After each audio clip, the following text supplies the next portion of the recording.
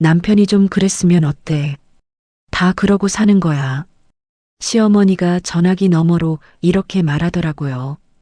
아버지가 숨이 넘어가는 그 새벽에 남편이 응급실이라길래 달려갔더니 비서랑 같은 침대에 누워 있었거든요. 근데 시어머니는 그걸 알면서도 참으래요. 제가 매달 350만 원씩 병원비 내주고 있는데, 아, 진짜. 제 친정아버지 돈 5억 5천만 원을 빼돌려 놓고도 뻔뻔한 그 시댁 식구들한테 저는 그냥 현금 인출기였던 거예요. 근데요, 돌아가신 아버지가 저한테 편지 한 통을 남겨두셨어요. 차용증이랑 송금 내역까지 전부요. 7년간 착한 며느리로 살았던 저요. 이제 그 돈 한 푼까지 다 받아내러 갈 거예요. 그 뒷이야기 오늘 시원하게 들려드리겠습니다. 아버지의 병실에서 10일째 밤을 보내고 있었습니다. 새벽 2시가 넘었는데도 저는 잠이 오지 않았죠. 아버지의 손을 잡고 있으면 가느다란 맥박이 손끝으로 전해졌습니다. 그 작은 떨림이 아직 아버지가 여기 계시다는 증거였으니까요. 낮에 담당 주치의가 저를 복도로 불러냈습니다. 보호자분, 오늘 밤에서 내일 사이가 고비입니다. 마음의 준비를 하셔야 해요. 저는 고개만 끄덕였습니다. 마음의 준비라는 게 대체 어떻게 하는 건지 아무도 가르쳐 주지 않더군요. 병실 구석 간이 침대에서 이모 김복순이 몸을 뒤척였습니다. 이모도 며칠째 제대로 주무시지 못하고 계셨죠. 아버지의 가슴이 올라갔다 내려갔다를 반복했습니다. 그 간격이 점점 길어지는 게 느껴졌어요. 저는 아버지의 손을 두 손으로 감싸며 속으로 말했습니다. 아빠, 조금만 더 버텨줘요. 조금만 더. 그때 핸드폰이 울렸습니다. 새벽 3시 12분. 화면에 오수빈 비서라는 이름이 떠 있었죠. 여보세요? 사모님, 저 오수빈이에요. 지금 사장님이 회식하시다가 갑자기 쓰러지셨어요. 수빈의 목소리가 숨을 헐떡이고 있었습니다. 지금 대학병원 응급실로 옮겼는데 심장 쪽이 안 좋은 것 같대요. 빨리 오셔야 할 것 같아요, 사모님. 심장이 철렁 내려앉았습니다. 아버지의 손을 잡고 있던 제 손이 그대로 굳어버렸죠. 지금 응급실이라고요? 네, 사모님. 제발 빨리요. 전화가 끊어졌습니다. 저는 핸드폰을 쥔 채 한동안 움직이지 못했어요. 아버지의 얼굴과 남편의 얼굴이 동시에 머릿속을 채웠습니다. 이모가 제 기척에 눈을 떴습니다. 하경아, 무슨 전화야 이 시간에? 이모, 도윤 씨가 쓰러졌대요. 응급실이래요. 이모가 벌떡 일어나 앉으며 제 얼굴을 바라봤습니다. 뭐라고? 지금? 이모, 아버지 좀 부탁드려요. 금방 다녀올게요. 저는 아버지의 이마에 손을 얹었습니다. 아버지의 피부가 서늘했어요. 아빠, 금방 다녀올게요. 금방이야. 그 말을 하는데 목이 막혔습니다. 이게 마지막이 될 수도 있다는 생각이 온몸을 짓눌렀어요. 다리가 후들거렸지만 억지로 병실 문을 열고 나왔습니다. 새벽 병원 앞에서 택시를 잡는데 5분이 걸렸습니다. 그 5분이 50분처럼 느껴졌죠. 택시 뒷자리에 앉아 주소를 말하는 제 목소리가 떨리고 있었습니다. 새벽 4시쯤 대학병원 응급실에 도착했습니다. 접수 창구로 뛰어가서 말했죠. 강도윤이요. 강도윤 환자 어디 있어요? 간호사가 화면을 확인하더니 고개를 갸웃했습니다. 강도윤 접수 기록이 없는데요. 혹시 다른 이름 아니세요? 아니에요, 강도윤이요. 1시간 전쯤 실려왔을 텐데요. 잠시만요, 아니요, 없습니다. 가슴이 두근거렸습니다. 뭔가 이상했어요. 저는 핸드폰을 꺼내 도윤에게 직접 전화를 걸었습니다. 신호음이 3번 갔습니다. 그 사이로 병원 안내 방송 소리가 희미하게 들렸죠. 아하경아, 도윤의 목소리에 술기운이 잔뜩 묻어 있었습니다. 나 2층 입원실 쪽이야. 올라와. 전화가 툭 끊어졌습니다. 응급실이 아니라 입원실이라고요. 저는 엘리베이터를 타고 2층으로 올라갔습니다. 복도가 텅 비어 있었습니다. 면회 시간은 한참 전에 끝난 새벽이었으니까요. 그런데 복도 끝 병실에서 도윤의 웃음소리가 흘러나왔습니다. 낮고 느긋한 웃음이었어요. 발걸음이 느려졌습니다. 병실 문이 반쯤 열려 있었죠. 그 틈으로 보인 것은 침대 위에 나란히 누운 두 사람의 모습이었습니다. 여자가 도윤의 가슴에 머리를 기대고 있었어요. 저는 문을 완전히 밀어 열었습니다. 여자가 고개를 들었습니다. 1시간 전 전화기 너머로 다급하게 외치던 그 목소리의 주인, 오수빈이었습니다. 도윤은 수빈의 어깨를 감싼 채 초점 없는 눈으로 저를 올려다봤습니다.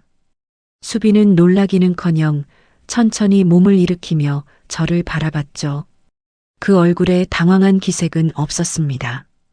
도윤이 해해 웃으며 입을 열었습니다. 왔어?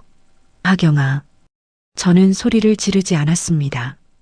울지도 않았어요. 다만 그 두 사람의 얼굴을 번갈아 봤습니다. 응급실이라던 전화, 아버지 곁을 떠나 달려온 새벽 택시, 금방 돌아온다던 제 약속. 그 모든 것이 한꺼번에 머릿속을 스쳤습니다. 저는 한마디도 하지 못한 채 병실 문을 닫았습니다. 그리고 돌아섰죠. 뒤에서 도윤의 전화가 연달아 울렸지만 받지 않았습니다. 병원을 나와 택시를 탔어요. 다시 아버지의 병원으로. 택시 창밖으로 새벽 도시가 지나갔습니다. 신호등 불빛이 텅 빈 도로 위에서 혼자 깜빡이고 있었죠. 7년이었습니다. 잦은 야근, 갑작스러운 출장, 2년 전 갑자기 바뀐 비서, 이유 없이 줄어들던 생활비.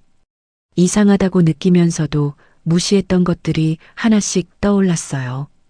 결혼 3년 차 아이를 잃던 날도 떠올랐습니다.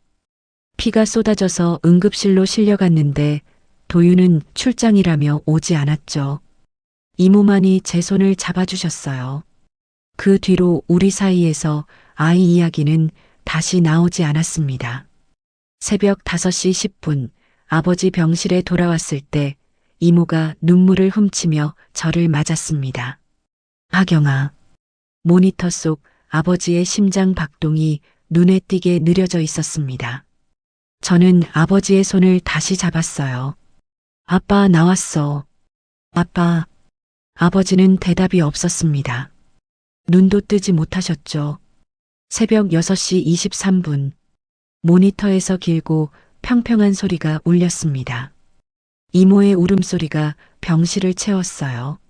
저는 아버지의 식어가는 손을 잡은 채 눈물 한 방울 흘리지 못했습니다.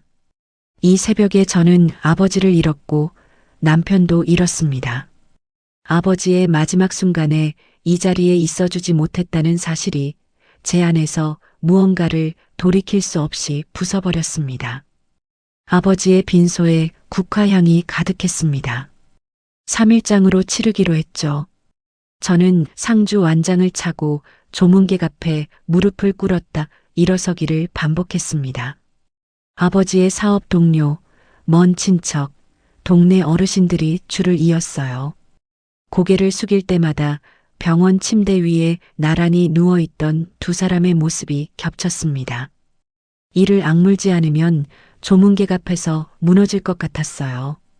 장례 첫째 날 저녁이었습니다. 빈소 입구에 검은 넥타이를 맨 도윤이 서 있었죠. 근엄한 얼굴로 화환 사이를 지나 제 쪽으로 걸어왔습니다. 저는 도윤의 시선을 피했어요. 눈을 마주치면 제가 어떤 말을 내뱉을지 저도 몰랐으니까요. 이모가 재빨리 도윤 앞을 가로막았습니다. 도윤아, 하경이가 며칠째 잠을 못 잤어. 오늘은 그만 가봐라. 이모의 목소리는 정중했지만 단호했습니다. 도윤이 이모 너머로 저를 바라봤어요. 저는 고개를 돌린 채 조문객에게 절을 올렸습니다. 도윤이 빈소를 나가면서 핸드폰을 꺼내드는 게 보였습니다. 잠시 뒤 문자가 왔죠. 하경아, 얘기 좀 하자. 전화해. 저는 화면을 꺼버렸습니다. 장례 둘째 날 오후 아버지의 오랜 사업 파트너였던 황재민 변호사가 조문을 왔습니다. 검은 양복에 은퇴 안경을 쓴 황 변호사는 향을 올린 뒤 저를 빈소 밖으로 불러냈죠. 하경 씨, 아버님이 투병 중에 유언장을 쓰셨어요. 그리고 이건 따로 하경 씨에게만 전해달라고 맡기신 겁니다. 황 변호사가 안주머니에서 하얀 봉투 하나를 꺼내 제 손에 쥐어줬습니다. 장례 끝나고 마음 좀 정리되면 읽어보세요. 서두르실 필요 없어요. 저는 봉투를 받아들며 고개를 숙였습니다. 아버지의 글씨로 하경에게라고 적혀 있었어요. 봉투를 가슴 쪽 주머니에 넣었습니다. 장례 기간 내내 도윤에게서 전화 37통, 문자 22건이 왔습니다. 처음에는 이랬죠. 그날 밤은 오해야. 설명할 기회를 줘. 하루가 지나자 톤이 바뀌었습니다. 장인어른 장례에 사위가 빠지면 사람들이 뭐라고 하겠어. 전화 좀 받아. 셋째 날에는 이렇게 변했죠. 네가 이런 식으로 나오면 나도 생각이 있어. 저는 한 통도 답하지 않았습니다. 장례 셋째 날 발인이었습니다. 화장장에서 아버지의 관이 불꽃 속으로 들어가는 걸 지켜봤습니다. 이모가 옆에서 소리 없이 울고 계셨어요. 불꽃을 바라보는 동안 어린 시절이 떠올랐습니다. 초등학교 운동회 날 아버지가 제 손을 잡고 걸으며 했던 말. 하경아, 네가 행복하면 아빠는 그걸로 됐다. 그 약속을 지키지 못한 건 아버지 잘못이 아니었습니다. 제가 선택한 남자의 잘못이었죠. 장례를 모두 마치고 친정집으로 돌아온 밤이었습니다.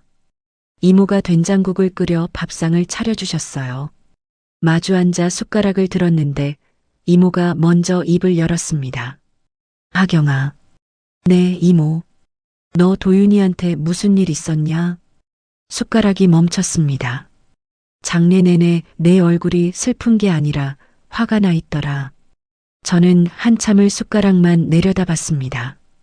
그리고 처음으로 그 새벽에 본 것을 입 밖으로 꺼냈어요. 이모는 한동안 아무 말도 하지 않았습니다. 국이 식어가는 동안 이모의 주름진 손이 식탁 위에서 떨리고 있었죠.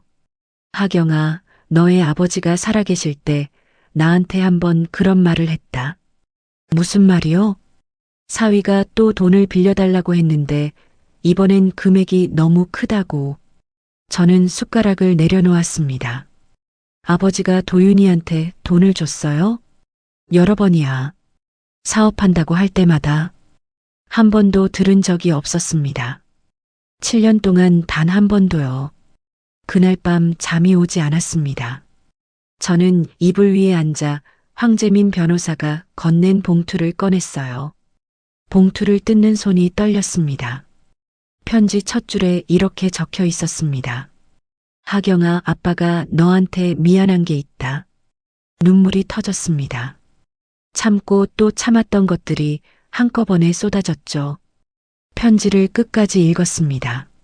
아버지는 도윤에게 회사 세울 때 2억 운영한다며 추가로 3억, 시어머니 처음 입원할 때 보증금 5천만 원까지 총 5억 5천만 원을 건넸다고 적어두셨어요. 이 돈은 내 행복을 위한 거였는데 아빠가 잘못 판단한 것 같다. 황재민 변호사에게 관련 서류를 모두 맡겨두었으니 필요하면 찾아가거라. 그리고 덧붙여 쓰셨죠. 시아버지 강병철이 세상을 떠난 뒤 시댁에 남은 재산이 있었는데 도윤이 사업 초기에 그것까지 다 정리해서 써버렸다고요. 저는 편지를 접어 가슴에 품었습니다. 새벽녘 거실에 앉아 핸드폰을 열었어요. 은행 앱을 켜고 자동이체 설정 화면으로 들어갔습니다. 매달 25일 시어머니 정말숙의 병원비 350만 원. 도윤이 어머니를 상급병원 1인실에 넣어놓고 그 비용을 고스란히 제게 떠넘긴 돈이었죠. 저는 자동이체 해지 버튼을 눌렀습니다. 확인 버튼까지 누르는데 1초도 걸리지 않았어요. 7년간 착한 며느리 이하경은 끝났습니다. 다음 날 아침 9시 눈을 떴습니다. 핸드폰 화면에 알림이 빼곡했죠. 밤새 쌓인 부재중 전화 47통, 도윤 19통, 시어머니 정말숙 12통, 신우이 강도희 9통, 모르는 번호 7통, 문자 메시지는 31건이었습니다. 어젯밤 자동이체를 해지한 효과가 이렇게 빠를 줄은 몰랐어요. 문자를 하나씩 읽어보니 병원에서 이번 달 치료비가 결제되지 않았다는 안내를 시어머니에게 직접 보낸 거였습니다. 시어머니의 문자가 시간순으로 올라와 있었죠. 하경아, 병원에서 연락이 왔는데 이게 무슨 일이냐? 1시간 뒤에는 이랬습니다. 전화 좀 받아라. 당장. 새벽 4시에 보낸 문자는 글자 하나하나에 분노가 묻어 있었어요. 신우이 강도희의 문자도 있었습니다. 언니 지금 뭐 하는 거야? 엄마가 새벽부터 혈압 올라서 난리야. 전화 좀 받아. 도윤의 문자는 딱 한 줄이었죠. 이하경, 선 넘지 마. 당장 복구시켜. 저는 핸드폰을 내려놓고 부엌으로 갔습니다. 이모가 차려준 밥을 먹으며 황재민 변호사에게 전화를 걸었어요. 변호사님, 오늘 만나뵐 수 있을까요? 오후 2시에 사무실로 오세요. 아버님이 맡기신 서류가 상당합니다. 시간 넉넉히 잡고 오세요. 전화를 끊고 밥을 마저 먹었습니다. 이모가 맞은편에서 저를 가만히 바라보고 계셨죠. 아무 말씀 없이 제 밥그릇에 반찬을 하나 더 올려주셨습니다. 오전 11시 현관 초인종이 울렸습니다. 도어폰을 확인하니 신우이 강도희가 서 있었어요. 문을 열자마자 도희가 현관 안으로 한 발을 들이밀며 말했습니다. 언니, 지금 장난하는 거야? 엄마 병원비 왜 끄는 거야? 도희의 얼굴이 벌겋게 달아올라 있었습니다. 오빠가 대체 무슨 잘못을 했길래 이러는 건데? 저는 현관에서 한 발짝도 물러서지 않았습니다. 도희야, 내 오빠한테 직접 물어봐. 그날 새벽 병원에서 뭘 하고 있었는지. 도희의 입이 멈췄습니다. 눈이 한번 깜빡이더니 다시 입을 열었죠. 그게 지금 엄마 병원비랑 무슨 상관인데? 7년 동안 시어머니 병원비를 내 월급이랑 친정 돈으로 냈다는 거 너 알고 있었어? 도희의 표정이 처음으로 흔들렸습니다. 입술을 달싹이더니 아무 말도 하지 못했어요. 도희는 대답 없이 현관을 나서며 핸드폰을 꺼내 들었습니다. 복도에서 도윤에게 전화를 거는 도희의 뒷모습이 보였죠. 오후 2시 황재민 변호사 사무실에 도착했습니다.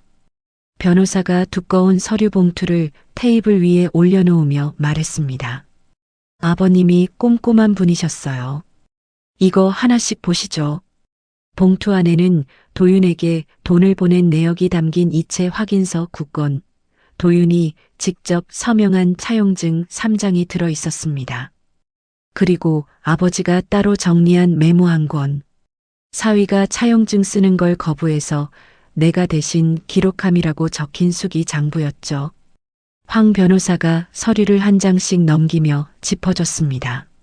차용증에 적힌 금액만 3억이에요.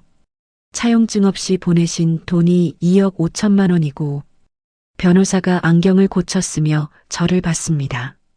아버님이 투병 막바지에 저한테 이렇게 말씀하셨어요.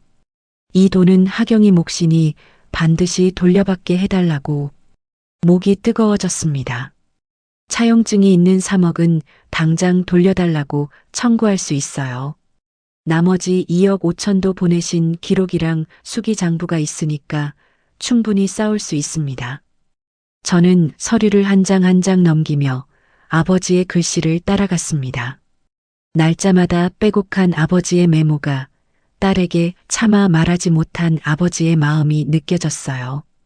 변호사 사무실을 나서며 핸드폰을 확인했습니다. 오후 들어 부재중 전화가 33통이 더 쌓여 있었죠. 아침부터 합치면 80통이었습니다. 그 목록 안에 오수빈의 번호도 있었습니다. 음성 메시지가 남겨져 있었죠. 사모님, 저 수빈인데요. 사장님이 지금 많이 화가 나 계셔서 한번 만나서 얘기할 수 있으면 좋겠는데요. 저는 음성 메시지를 끝까지 듣고 저장해뒀습니다. 택시 안에서 아버지의 서류를 다시 펼쳤어요. 서류 뭉치 사이에서 도윤 회사의 등기 서류 사본이 나왔습니다. 거기에 제가 전혀 몰랐던 사실이 적혀 있었죠. 회사 지분의 30%가 오수빈 명의로 되어 있었습니다. 택시 창밖으로 지나가는 가로수가 흐릿하게 번졌습니다. 이건 단순한 바람이 아니었어요. 제 친정 돈으로 세운 회사를 그 여자와 나눠 가진 거였습니다. 친정집에 돌아와 핸드폰에 부재중 전화 80통을 다시 한번 내려다봤습니다. 이 전화들은 저를 걱정해서 온 게 아니었어요. 자기들의 돈줄이 끊길까봐 두려워서 건 전화였죠. 저는 아버지가 남긴 서류 뭉치를 테이블 위에 펼쳐놓았습니다. 차용증, 이체 내역서, 등기 서류, 7년간 빼앗긴 것들을 되찾을 방법을 하나하나 정리하기 시작했습니다. 이틀 뒤 월요일 아침이었습니다.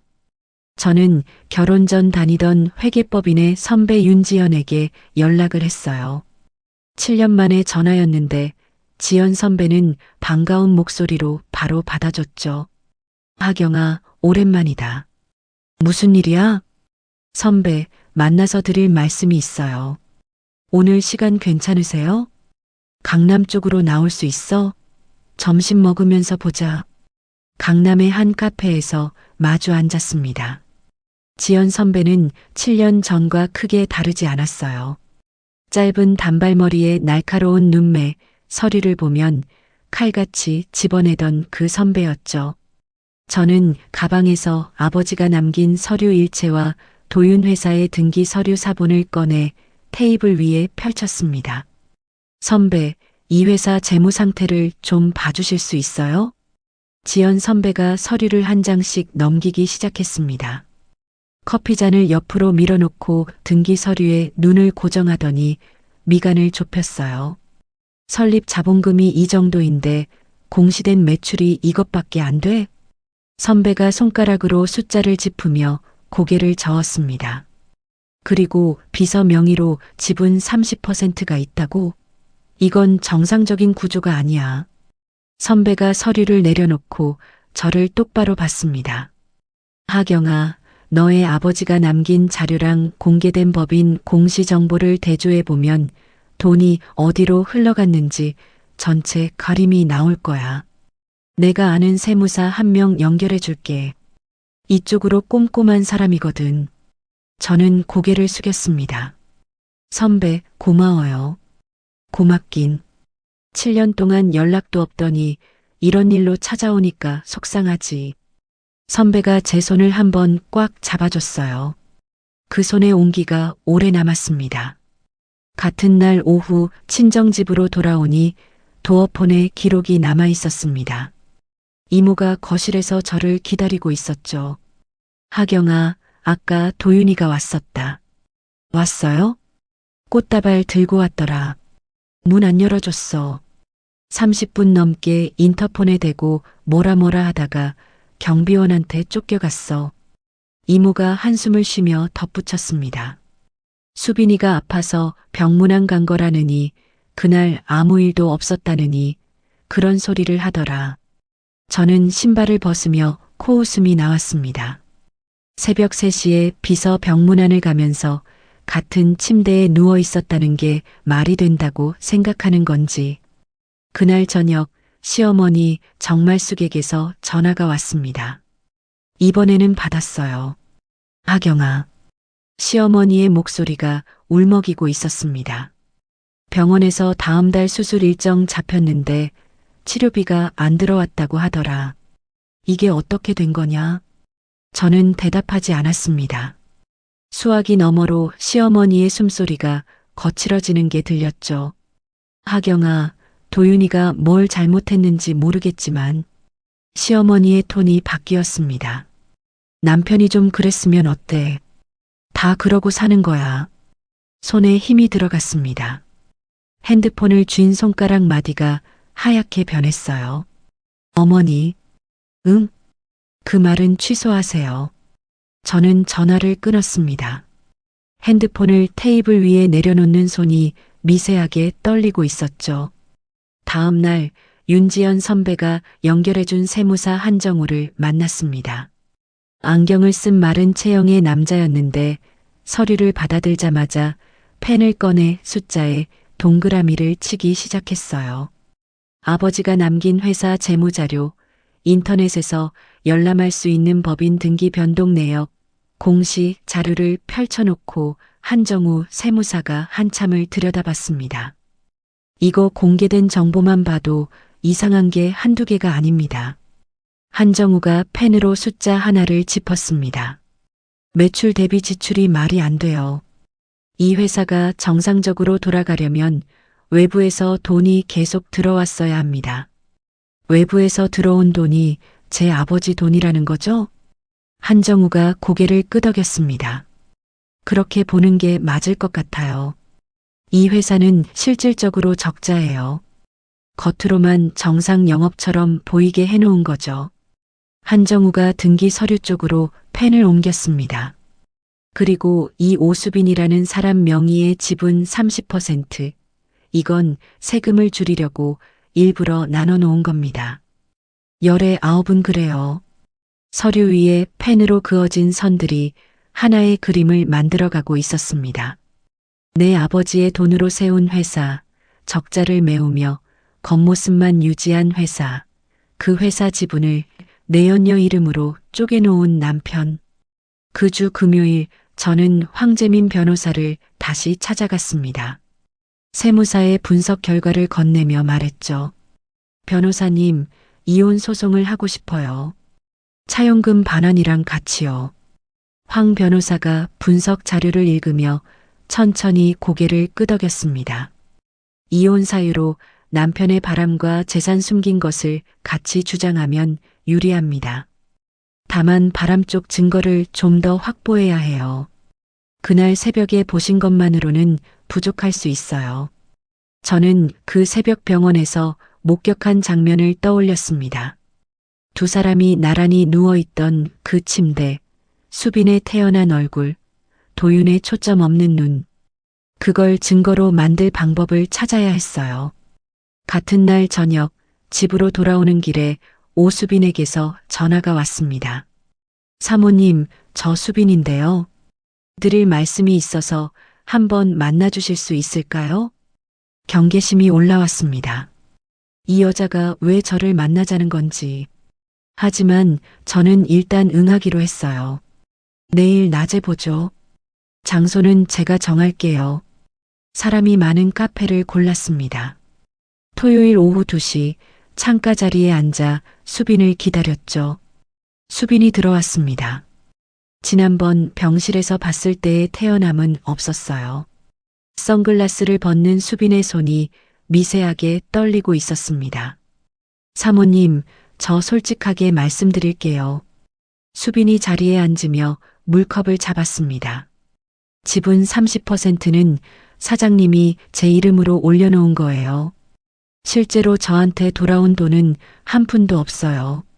저는 표정을 바꾸지 않고 듣기만 했습니다. 그리고 사장님이 요즘 회사 돈을 빼돌리고 있어요. 해외 계좌로 옮기고 있다고요. 수빈이 물을 한 모금 마시며 저를 바라봤습니다. 사모님이 이혼 소송 준비한다는 거 사장님이 알고 있어요. 그래서 지금 돈을 옮기기 시작한 거예요. 저는 수빈의 눈을 들여다봤습니다. 이 여자가 저를 진심으로 돕는 건지 도윤이 보낸 건지 판단이 서지 않았어요. 하지만 정보는 받아들이기로 했습니다. 카페를 나와 집으로 돌아오는 택시 안에서 생각을 정리했죠. 도윤이 돈을 빼돌리고 있다면 시간이 없었습니다. 저는 황 변호사에게 바로 전화를 걸었어요. 변호사님, 도윤 씨가 지금 돈을 빼돌리고 있을 수 있어요. 이혼 소송이랑 재산 동결 신청을 최대한 빨리 해주세요. 알겠습니다. 월요일에 바로 움직이죠. 전화를 끊고 창밖을 바라봤습니다. 오수빈이라는 변수를 어떻게 쓸 것인가. 저는 그날 밤 오래도록 그 답을 찾았습니다. 다음 주 월요일이었습니다. 황재민 변호사가 법원에 서류를 접수했어요. 도윤 회사법인 계좌와 도윤 개인 계좌에 대한 재산 동결 신청, 차용금 3억 원을 돌려달라는 소장, 가리고 이혼 소송장까지.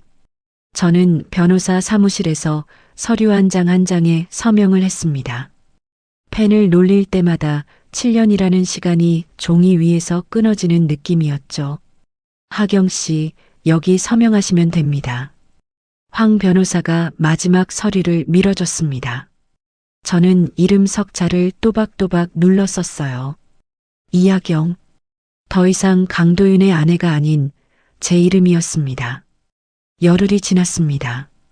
도윤에게 소장이 전달된 날이었어요. 1시간도 채 안 돼서 전화가 울렸죠. 화면에 도윤의 이름이 떴습니다. 이번에는 받았어요. 이하경. 도윤의 목소리에서 예전의 국어라는 톤은 완전히 사라져 있었습니다.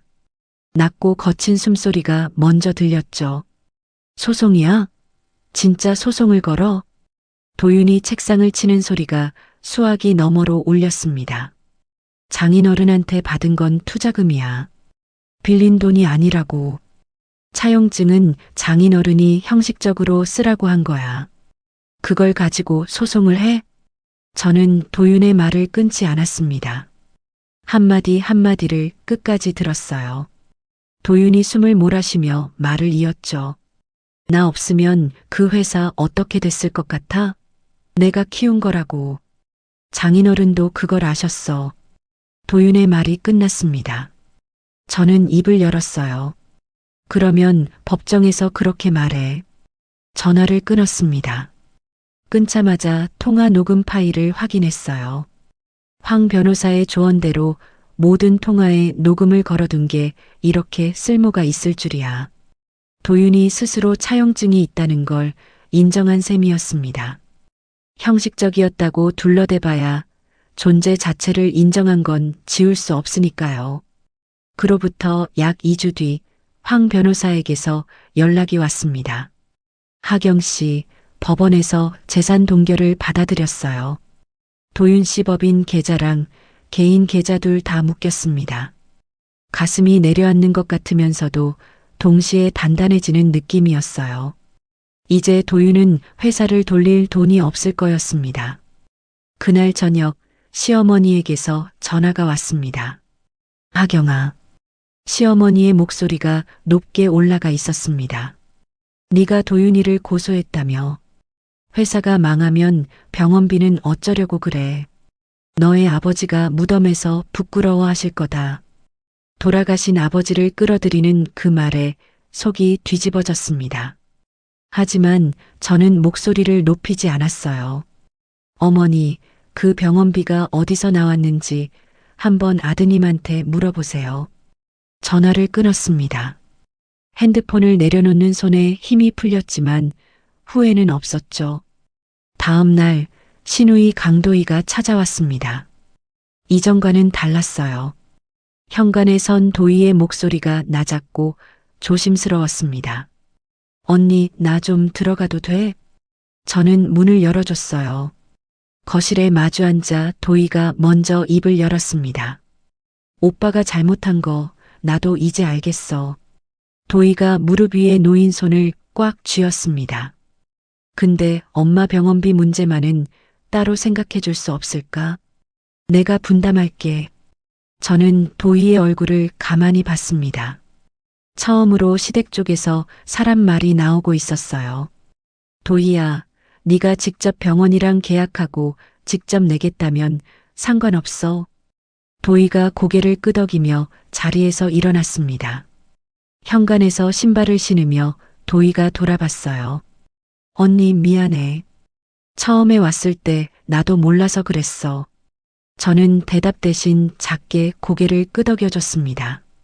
같은 주 금요일 오후 오수빈에게서 다시 연락이 왔습니다. 사모님, 사장님이 저한테 지분 30%를 빨리 다른 사람한테 팔라고 해요. 계좌가 묶이니까 급한 거예요. 수빈의 목소리가 초조하게 흔들리고 있었습니다. 제 동의도 안 받고 서류를 만들고 있는 것 같아요. 이건 사모님이 알아야 할 것 같아서요. 전화를 끊고 바로 황 변호사에게 연락했습니다. 변호사님, 도윤 씨가 동결된 상태에서 지분을 팔려고 하고 있대요. 그건 법원 명령을 어기는 겁니다. 증거로 쓸 수 있어요. 오수빈 씨한테서 진술을 받아야 합니다. 저는 수빈에게 다시 전화를 걸었어요. 수빈 씨, 법정에서 증언해 줄 수 있어요? 수화기 너머로 긴 침묵이 흘렀습니다. 수빈의 숨소리만 들렸죠. 저도 불이익 받는 거 아니에요? 그건 변호사님이랑 상의하면 돼요. 거절하라는 게 아니라 물어보는 거예요. 수빈이 또 한참을 말하지 않았습니다. 하지만 거절하지도 않았어요. 생각해 볼게요. 전화가 끊어졌습니다. 수빈이 점점 도윤의 편이 아닌 자기 살 길 쪽으로 기울고 있다는 게 느껴졌어요. 버림받을 위기에 놓인 사람은 어디든 손을 뻗게 되어 있으니까요. 토요일 저는 혼자 아버지의 납골당을 찾아갔습니다. 아버지 사진 앞에 서니 그동안 삼키고 눌러왔던 것들이 한꺼번에 올라왔어요. 처음으로 소리내어 울었습니다. 납골당 유리 너머 아버지의 사진이 흐릿하게 번져 보일 만큼 오래 울었죠. 한참을 울고 나서야 숨이 돌아왔습니다. 얼굴을 닦고 납골당을 나서며 등을 펴고 걸었어요. 일요일 저녁 뜻밖의 전화가 왔습니다. 도윤의 거래처 사장 박영수라는 사람이었어요. 결혼 초에 부부 동반 식사를 한두 번 한 적이 있는 얼굴이었죠. 하경 씨, 갑자기 연락드려서 죄송한데요. 도윤이가 요즘 상태가 심각해요. 박영수가 한숨을 쉬며 말을 이었습니다. 회사도 엉망이고 술만 마시고 여기저기 돈 빌리러 다니고 있어요. 이대로 가면 큰일 날 것 같아서 한 번만 만나서 대화해 보시면 안 될까요? 저는 잠시 생각한 뒤 대답했습니다. 박 사장님, 남편 사정은 남편이 알아서 해결할 일이에요. 전화 주신 건 감사합니다. 전화를 끊었지만 머릿속이 복잡해졌어요. 도윤이 여기저기서 돈을 끌어모으고 있다는 건 위험한 신호였습니다. 다른 사람 이름으로 재산을 옮기거나 새로운 빚을 만들면 이혼할 때 나눌 재산에 영향이 생길 수 있었죠. 저는 바로 황 변호사에게 문자를 보냈습니다. 변호사님, 도윤 씨가 외부에서 돈을 빌리고 다닌다는 얘기를 들었어요. 추가로 재산을 옮기는 걸 막을 방법을 의논하고 싶습니다. 잠시 뒤 답장이 왔어요. 월요일 오전에 통화하시죠. 대비할 수 있는 방법을 알려드리겠습니다. 저는 핸드폰을 내려놓고 창밖을 봤습니다. 밤하늘에 별은 보이지 않았지만 마음은 또렷했어요. 흔들릴 시간은 이미 지났으니까요. 한 달이 지났습니다. 이혼 소송 첫 번째 조정 기일이 잡혔어요. 저는 황재민 변호사와 나란히 가정법원 복도를 걸었습니다. 구두 굽이 바닥에 부딪히는 소리가 텅 빈 복도에 울렸죠. 조정실 문을 열자 반대편에 도윤이 앉아 있었습니다.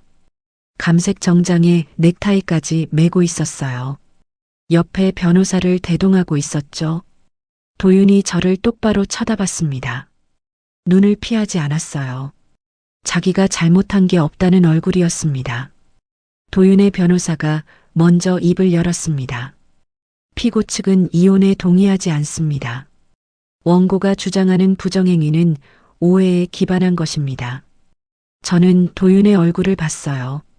새벽 병원 침대 위에서 수빈의 어깨를 감싸고 해에 웃던 그 얼굴이 지금은 뻔뻔하게 정면을 응시하고 있었습니다. 황 변호사가 서류 가방에서 증거 자료를 꺼내기 시작했죠. 아버지의 차용증, 송금 내역, 세무사의 재무 분석 보고서, 통화 녹음 파일 목록까지 하나씩 조정위원 앞에 놓았습니다. 도윤의 변호사 표정이 굳어졌어요. 서류 한 장 한 장 넘길 때마다 눈이 좁아졌죠. 도윤이 처음으로 자기 변호사 쪽으로 몸을 기울이며 뭔가를 속삭였습니다. 이마에 땀이 맺혀 있는 게 보였어요.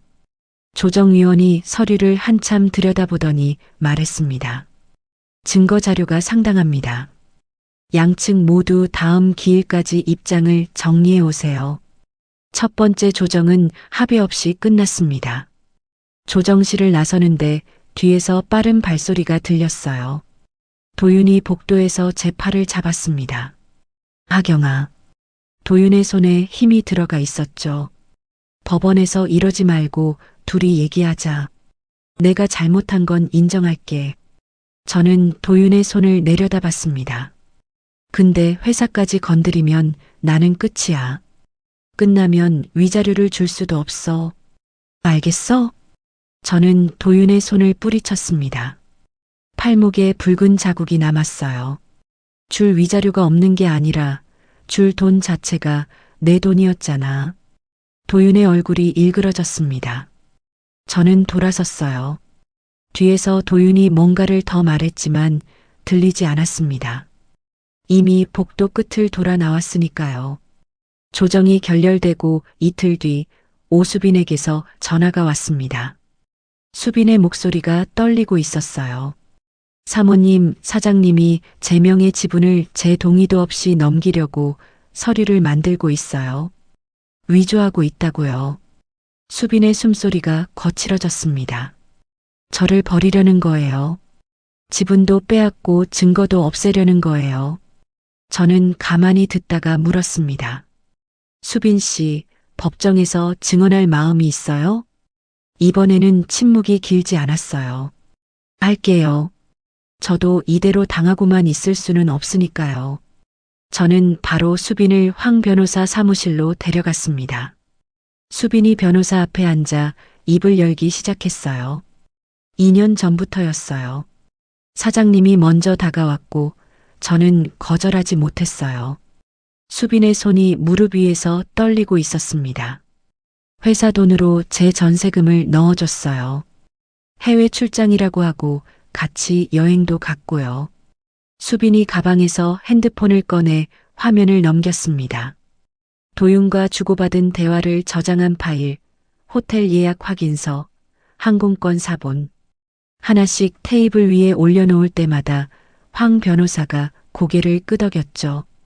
이 정도면 부정행위 증명에 충분합니다. 황 변호사가 서류를 정리하며 말했습니다. 수빈이 고개를 숙인 채 입술을 깨물고 있었어요. 저는 수빈의 얼굴을 봤습니다. 미움과 연민이 동시에 밀려왔지만 어느 쪽도 내색하지 않았죠. 수빈의 증거를 확보한 다음 날 한정우 세무사와 함께 도윤 회사의 자금 흐름을 최종 정리했습니다. 아버지가 보낸 5억 5천만 원 중 실제로 사업에 쓰인 돈은 2억이 채 되지 않았어요. 나머지 3억 5천만 원 이상이 엉뚱한 곳으로 빠져 있었죠. 도윤 개인 소비, 수빈의 전세금, 해외 계좌, 그리고 시어머니 명의 적금. 한정우 세무사가 펜으로 숫자를 짚으며 말했습니다. 시어머니 정말숙 명의 적금에 8천만 원이 들어있어요. 이게 아버님 돈에서 흘러간 겁니다. 숨이 막혔습니다. 시어머니는 저한테 병원비를 내라고 하면서 동시에 아들을 통해 뒷돈을 챙기고 있었던 거예요. 7년 동안 제가 이 가족에게 대체 무엇이었는지, 현금 인출기도 아니고 돈을 짜내는 기계도 아니고, 황 변호사가 이 모든 자료를 모아 이혼 소송 추가 서면을 작성했습니다. 서면을 건네며 변호사가 말했죠. 하경 씨, 여기에 형사 고소도 같이 가면 어떨까 합니다. 서류 위조와 돈을 빼돌린 건 형사 사건이에요. 형사 고소까지 가면 어떻게 돼요? 금액이나 증거를 보면 수사가 진행될 가능성이 충분합니다. 다만 한번 시작하면 되돌릴 수 없어요. 저는 잠시 생각했습니다. 아버지 편지에 적힌 글씨가 떠올랐어요. 이 돈은 하경이 몫이니 반드시 돌려받게 해달라. 해주세요. 그날 밤 뜻밖에도 시어머니에게서 전화가 왔습니다. 이전과 완전히 다른 목소리였어요. 울먹이고 있었습니다. 하경아, 내가 잘못했다. 도윤이가 적금 넣어준 건 사업해서 번 돈이라고 했어. 나는 정말 몰랐어. 시어머니가 코를 훌쩍이며 말을 이었습니다. 제발 형사고소는 하지 마라. 도윤이가 잡혀가면 어떡하니? 저는 천장을 올려다보며 숨을 한번 내쉬었습니다. 어머니, 이건 제가 혼자 결정할 문제가 아니에요. 법이 판단하는 겁니다. 전화를 끊었습니다. 자정이 넘어 모든 전화와 연락이 잠잠해졌어요. 방안이 고요했습니다. 저는 테이블 위에 놓인 아버지의 편지를 꺼내 다시 읽었습니다. 편지 마지막 줄에 손가락을 올렸어요. 하경아, 내 인생은 내 거다. 누구의 아내도 누구의 며느리도 아닌 너 자신으로 살아라. 이제 마지막 싸움만 남았습니다. 약 2달이 흘렀습니다. 이혼 소송 변론 기일 아침, 저는 검은 정장을 입고 거울 앞에 섰어요. 단추를 하나씩 잠그며 숨을 고르고 현관을 나섰습니다. 가정법원 앞에서 황재민 변호사가 기다리고 있었죠. 변호사가 서류 가방을 가볍게 두드리며 고개를 끄덕여줬습니다. 법원 복도에서 도윤과 마주쳤어요. 불과 몇 달 전과 달랐습니다. 얼굴이 부어 있었고 눈 밑에 짙은 그늘이 내려앉아 있었죠. 양복은 깔끔했지만 그 안에 사람은 쪼그라들어 있었어요. 도윤 옆에 변호사도 어두운 표정으로 서류를 넘기고 있었습니다.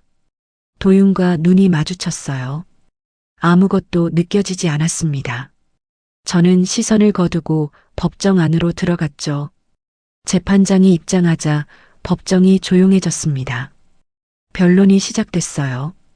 황 변호사가 자리에서 일어나 증거 자료를 하나씩 제출했습니다. 오수빈의 서면 증언, 도윤과 수빈이 주고받은 대화 저장 파일, 호텔 예약 내역, 항공권 사본. 재판장이 서류를 받아들며 한 장씩 넘겼죠.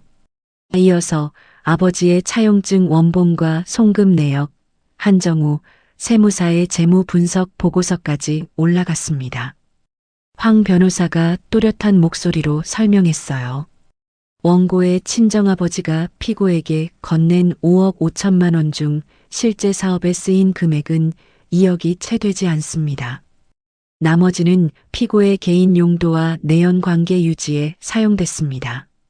재판장이 증거 채택을 허가하며 도윤 쪽을 받습니다. 피고 측 반박하세요. 도윤의 변호사가 일어섰어요. 목소리가 평소보다 낮았습니다. 차용증에 적힌 금액은 투자금 성격이었으며 반환 의무가 없습니다. 황 변호사가 곧바로 일어나며 녹음 파일 재생을 요청했습니다. 재판장이 허가하자 법정에 도윤의 목소리가 울려 퍼졌어요. 장인어른이 형식적으로 쓰게 한 차용증이야. 그걸 가지고 소송을 해? 녹음이 끝나자 법정이 잠시 조용해졌습니다. 도윤이 직접 차용증의 존재를 인정한 거였죠. 형식적이든 아니든 차용증을 썼다는 사실 자체를 본인 입으로 말한 겁니다. 도윤의 얼굴이 붉게 달아올랐어요. 입술을 꽉 깨물고 고개를 숙였습니다. 이어서 오수빈이 증인으로 호출됐습니다. 수빈이 증인석에 앉았어요. 도윤과 눈을 마주치지 않았습니다. 시선을 정면에 고정한 채 입을 열었죠. 저와 피고의 관계는 2년 전부터 시작됐습니다. 수빈의 목소리가 법정 안을 채웠어요. 피고가 회사 법인카드로 제 생활비를 결제했고 제 명의 지분 30%도 피고의 지시에 의한 것이었습니다. 수빈이 잠시 숨을 고르며 말을 이었습니다. 최근에는 피고가 제 동의 없이 이 지분을 다른 사람에게 넘기려고 서류를 만들었습니다. 도윤이 증인석의 수빈을 노려봤어요. 의자에서 몸을 일으키며 목소리를 높였죠. 이 여자가 지금 거짓말을. 피고, 조용히 하세요. 재판장이 제지했습니다. 도윤이 변호사의 손에 끌려 다시 자리에 앉았어요. 주먹을 꽉 쥔 도윤의 손등에 핏줄이 붉어져 있었습니다. 변론이 끝나고 재판장이 판결 선고 기일을 통보했습니다. 황 변호사가 법원 밖에서 저에게 말했어요. 증거가 압도적입니다. 이혼 판결은 거의 확실하고 재산 분할이랑 위자료에서도 유리해요. 다만 상대가 항소할 가능성은 있습니다. 저는 고개를 끄덕이며 법원 계단에 잠시 앉았습니다. 다리에 힘이 풀려 있었어요. 긴장하고 있었다는 걸 이제야 몸이 알려주고 있었죠. 일어서려는데 뒤에서 발소리가 들렸습니다. 도윤이었어요. 이번에는 팔을 잡지 못했습니다. 한 발짝 뒤에 서서 말했죠. 하경아. 걸음을 멈추진 않았지만 도윤의 목소리가 귀에 닿았습니다. 나 이제 정말 끝이야. 회사도 끝나고 형사건까지 들어오면 나 감옥에 가. 도윤의 목소리가 갈라지고 있었어요. 제발 한 번만. 저는 계단을 내려가며 뒤를 돌아보지 않았습니다. 그건 당신이 그때 생각했어야 했어. 결혼 3년 차에 아이를 잃고 응급실 침대에서 혼자 울던 밤, 출장이라며 오지 않았던 그때. 7년 전에 생각했어야 할 것들을 이제 와서 후회한다고 달라지는 건 없었습니다. 법원 주차장에서 황 변호사와 헤어지고 혼자 차에 앉았어요. 핸드폰을 확인하니 신우이 강도희에게서 문자가 와 있었습니다. 언니, 법정에서 있었던 얘기 들었어. 오빠가 그 정도인 줄은 나도 정말 몰랐어. 미안해. 엄마 병원비는 내가 어떻게든 해볼게. 저는 화면을 한참 바라봤습니다. 시댁 가족 중에서 처음으로 진심이 느껴지는 말이었어요. 답장은 하지 않았지만 핸드폰을 내려놓는 손이 조금 가벼웠습니다. 그 주 후반 경찰에서 도윤에 대한 서류 위조와 돈을 빼돌린 혐의로 수사를 시작했다는 통보가 왔습니다. 황 변호사를 통해 도윤이 경찰에 출석해서 조사를 받았다는 소식도 전해 들었죠. 이 모든 게 복수가 아니었습니다. 아버지의 돈과 제 인생을 되찾는 과정이었어요. 빼앗긴 것을 회수하는 것뿐이었죠. 주말 친정 이모가 집에 와서 저녁을 차려주셨습니다. 된장찌개를 끓이며 이모가 말했어요. 너의 아버지가 보고 있으면 대견해 있을 거다. 이모가 국자를 내려놓고 저를 돌아봤습니다. 그리고 네가 힘들 때 더 옆에 있어주지 못해서 미안하다, 하경아. 저는 이모의 손을 잡았습니다. 거칠고 따뜻한 손이었어요. 아버지 장례 이후 처음으로 마음을 놓을 수 있었습니다. 일요일 밤 판결 선고를 앞두고 저는 방에 앉아 그동안의 기록들을 정리했어요. 아버지의 편지, 서류, 녹음 파일, 문자 저장 화면. 하나의 폴더에 모아 넣었습니다. 어떤 판결이 나오더라도 저는 이미 돌아갈 곳이 없었어요. 앞으로만 갈 수 있었죠. 왼손 약지에 끼워져 있던 결혼 반지를 빼냈습니다. 7년 동안 한 번도 뺀 적 없던 반지였어요. 생각보다 쉽게 빠졌습니다. 서랍 안에 넣고 닫았죠. 이제 법정에서의 마지막 날만 남았습니다. 판결 선고 당일이었습니다. 가정법원 법정에 들어서며 방청석을 둘러봤어요. 한쪽 구석에 이모 김복순이 앉아 계셨습니다. 저와 눈이 마주치자 이모가 작게 고개를 끄덕여줬죠. 반대편에 도윤이 앉아 있었습니다. 고개를 숙이고 있었어요. 옆에 변호사는 서류만 넘기고 있었고 두 사람 사이의 대화는 없었습니다. 재판장이 입장하자 법정이 조용해졌어요. 저는 무릎 위에 놓인 두 손을 가만히 내려다봤습니다. 약지에 반지가 없는 손이 낯설지 않았어요. 재판장이 판결문을 읽기 시작했습니다.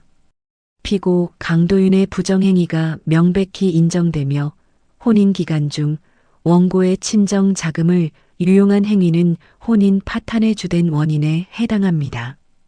재판장의 목소리가 법정을 채웠어요. 이혼을 인용하며 위자료 7천만 원을 피고가 원고에게 지급할 것을 명합니다.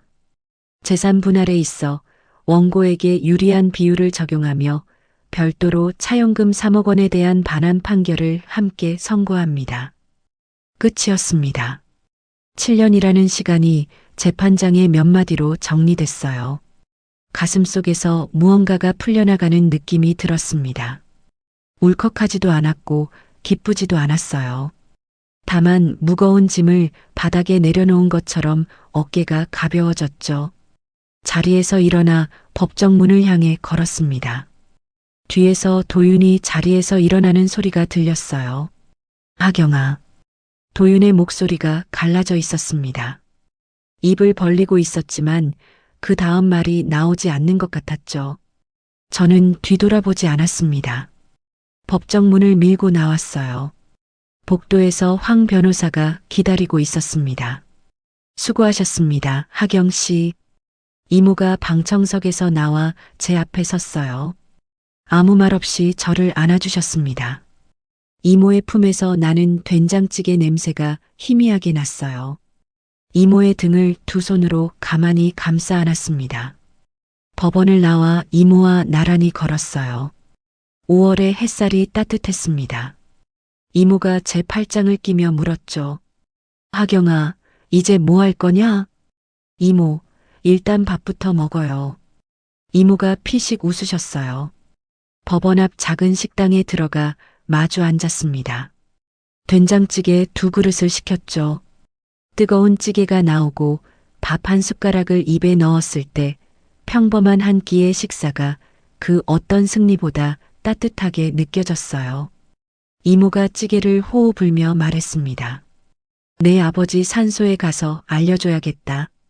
네, 이따 갈 거예요. 혼자 갈 거야? 네, 혼자 다녀올게요. 이모가 고개를 끄덕이며 밥을 떴습니다. 더 이상 묻지 않으셨어요. 이모는 늘 그랬죠. 필요한 만큼만 말하고 필요한 만큼만 곁에 있어 주셨습니다. 식사를 마치고 이모와 헤어졌어요. 혼자 걸으며 핸드폰을 확인하니 신우이 강도희에게서 문자가 와 있었습니다. 언니, 아니, 이제는 하경 씨라고 불러야 하나? 판결 소식 들었어. 오빠 대신 사과할게. 그리고 엄마 병원비는 내가 감당할게. 그동안 고마웠어. 화면을 한참 바라봤습니다. 7년 동안 신우이에게서 고맙다는 말을 한 번도 들은 적이 없었어요. 이제 와서 듣는 그 말이 늦었지만 가볍지는 않았습니다. 짧게 답장을 쳤어요. 도혜 씨도 건강하세요. 핸드폰을 주머니에 넣고 택시를 잡았습니다. 아버지의 납골당으로 향했어요. 납골당 유리 너머 아버지의 사진이 보였습니다. 양복을 입고 환하게 웃고 계신 사진이었어요.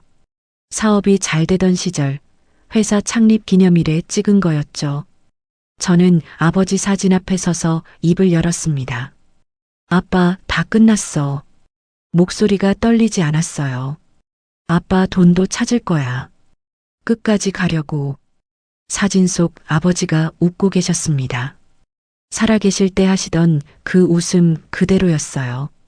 나도 찾았어, 아빠. 나를. 울지 않았습니다.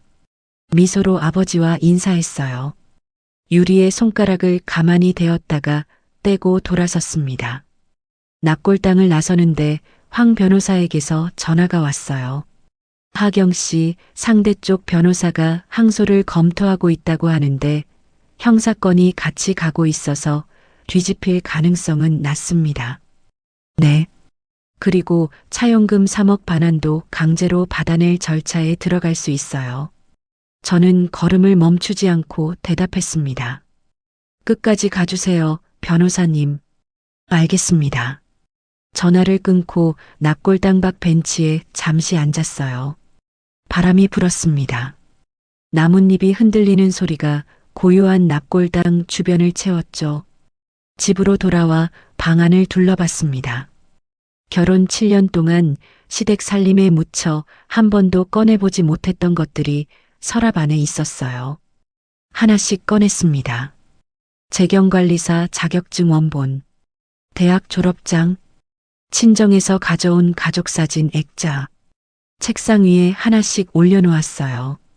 가족사진 속에는 아버지와 이모, 그리고 20살의 제가 웃고 있었습니다. 책꽂이에서 먼지 쌓인 회계 서적들을 꺼내 다시 꽂았어요. 내일부터 이력서를 쓰기로 했습니다. 7년이라는 공백이 두렵지 않았다면 거짓말이겠지만 이제 두려움보다 앞으로 가고 싶은 마음이 더 컸으니까요. 밤이 됐습니다. 방 불을 끄기 전 핸드폰을 열어 연락처 목록으로 들어갔어요. 강도윤이라는 이름 위에 손가락을 올렸습니다. 삭제를 눌렀어요. 화면에서 그 이름이 사라졌습니다. 증거 파일들은 따로 백업해 두었습니다. 끝날 때까지 끝난 게 아니니까요. 마지막으로 아버지의 편지를 꺼내 읽었습니다. 몇 번이나 읽은 편지인데도 마지막 문장에서 매번 멈추게 됐어요. 하경아, 내 인생은 내 거다. 누구의 아내도 누구의 며느리도 아닌 너 자신으로 살아라. 펜을 꺼내 그 문장에 밑줄을 그었습니다. 편지를 접어 책상 서랍 맨 앞쪽에 넣어두었어요. 내일 아침 눈을 뜨면 가장 먼저 보이는 자리였죠. 잠들기 전 화장실 거울 앞에 섰습니다. 거울 속에 제 얼굴을 들여다봤어요. 7년 전 결혼식 날의 저보다 주름이 늘었고 볼이 말랐습니다. 하지만 눈빛이 달랐어요. 흔들리지 않는 눈이었습니다. 이하경, 수고했다. 거울 속에 제가 고개를 끄덕이는 것 같았어요. 불을 끄고 이불을 덮었습니다. 내일을 위해 눈을 감았어요. 이하경 씨의 사연 여기까지입니다.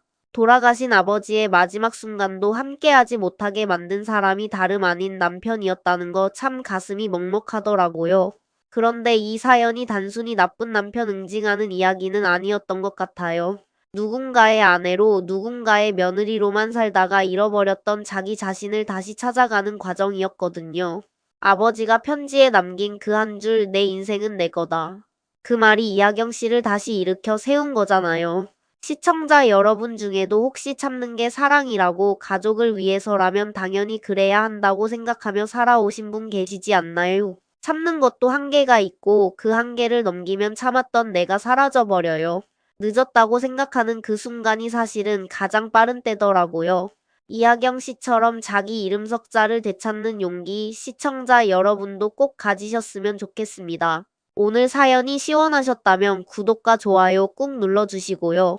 이야기를 끝까지 들어주신 분이 계시다면 잘 들었다고 댓글 하나만 남겨주세요.